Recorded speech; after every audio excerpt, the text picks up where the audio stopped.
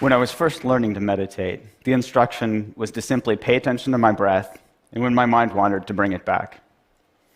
Sounded simple enough, yet I'd sit on these silent retreats, sweating through t-shirts in the middle of winter. I'd take naps every chance I got because it was really hard work. Actually, it was exhausting. The instruction was simple enough, but I was missing something really important. So why is it so hard to pay attention? Well, studies show that even when we're really trying to pay attention to something, like maybe this talk, at some point about half of us will drift off into a daydream or have this urge to check our Twitter feed. So what's going on here? It turns out that we're fighting one of the most evolutionarily conserved learning processes currently known in science, one that's conserved back to the most basic nervous systems known to man. This reward-based learning process is called positive and negative reinforcement, and basically goes like this. We see some food that looks good. Our brain says, calories, survival.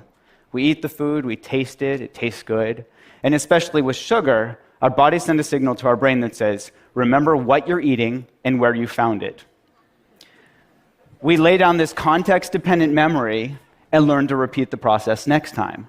See food, eat food, feel good, repeat. Trigger, behavior, reward. Simple, right? Well, after a while, our creative brains say, you know what? You can use this for more than just remembering where food is. Next time you feel bad, why don't you try eating something good so you'll feel better? We thank our brains for the great idea. Try this and quickly learn that if we eat chocolate or ice cream when we're mad or sad, we feel better. Same process, just a different trigger. Instead of this hunger signal coming from our stomach, this emotional signal, feeling sad, triggers that urge to eat. Maybe in our teenage years, we were a nerd at school, and we see those rebel kids outside smoking, we think, hey, I want to be cool, so we start smoking. The Marlboro Man wasn't a dork, and that was no accident. See cool, smoke to be cool, feel good. Repeat. Trigger, behavior, reward. And each time we do this, we learn to repeat the process, and it becomes a habit. So later, feeling stressed out triggers that urge to smoke a cigarette or to eat something sweet. Now with these same brain processes, we've gone from learning to survive to literally killing ourselves with these habits. Obesity and smoking are among the leading preventable causes of morbidity and mortality in the world. So back to my breath. What if instead of fighting our brains or trying to force ourselves to pay attention, we instead tapped into this natural reward-based learning process, but added a twist?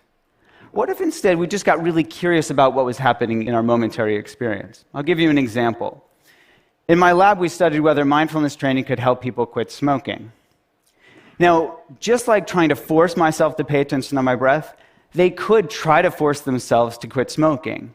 And the majority of them had tried this before and failed, on average 6 times. Now, with mindfulness training, we dropped the bit about forcing and instead focused on being curious.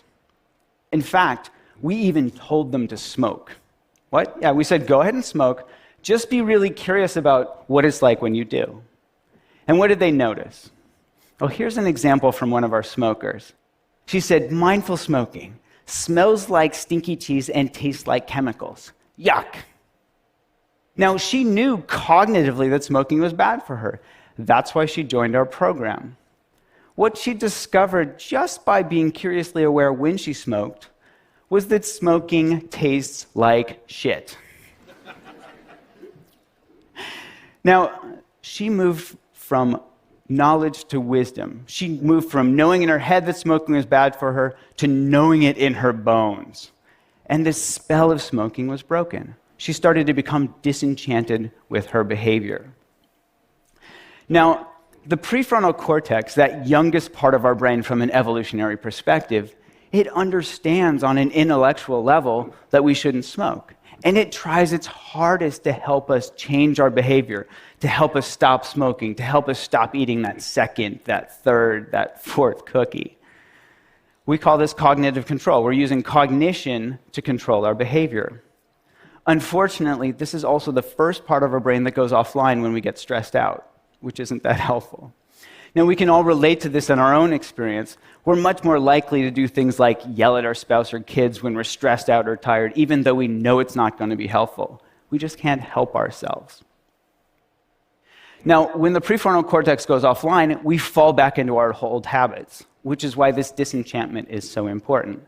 Seeing what we get from our habits helps us understand them in a deeper level, to know it in our bones, so we don't have to force ourselves to hold back or restrain ourselves from behavior. We're just less interested in doing it in the first place. And this is what mindfulness is all about. Seeing really clearly what we get when we get caught up in our behaviors, becoming disenchanted on a visceral level, and from this disenchanted stance, naturally letting go. This isn't to say that, poof, magically we quit smoking, but over time, as we learn to see more and more clearly the results of our actions, we let go of old habits and form new ones. The paradox here is that mindfulness is just about being really interested in getting close and personal with what's actually happening in our bodies and minds from moment to moment. This willingness to turn toward our experience rather than trying to make unpleasant cravings go away as quickly as possible. And this willingness to turn toward our experience is supported by curiosity, which is naturally rewarding. What does curiosity feel like? It feels good. And what happens when we get curious? We start to notice that cravings are simply made up of body sensations. Oh, there's tightness, there's tension, there's restlessness, and that these body sensations come and go. These are bite-sized pieces of experiences that we can manage from moment to moment, rather than getting clobbered by this huge, scary craving that we choke on. In other words, when we get curious, we step out of our old fear-based reactive habit patterns and we step into being.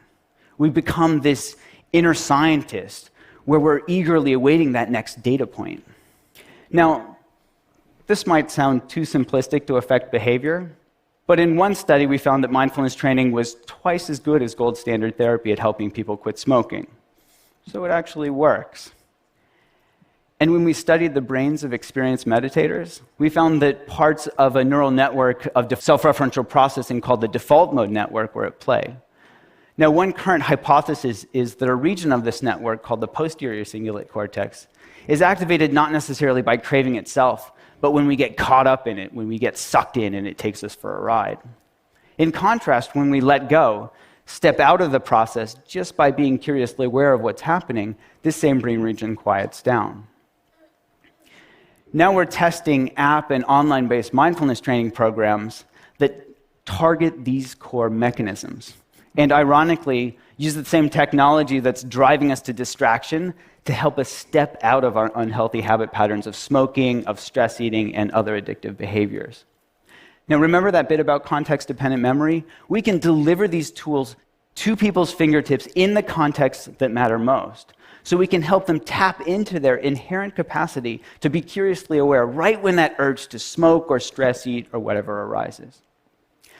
So if you don't smoke or stress eat, maybe the next time you feel this urge to check your email when you're bored or you're trying to distract yourself from work, or maybe to compulsively respond to that text message when you're driving, see if you can tap into this natural capacity. Just be curiously aware of what's happening in your body and mind in that moment. It will just be another chance to perpetuate one of our endless and exhaustive habit loops, or step out of it. Instead of see text message, compulsively text back, feel a little bit better, notice the urge, get curious, feel the joy of letting go, and repeat. Thank you.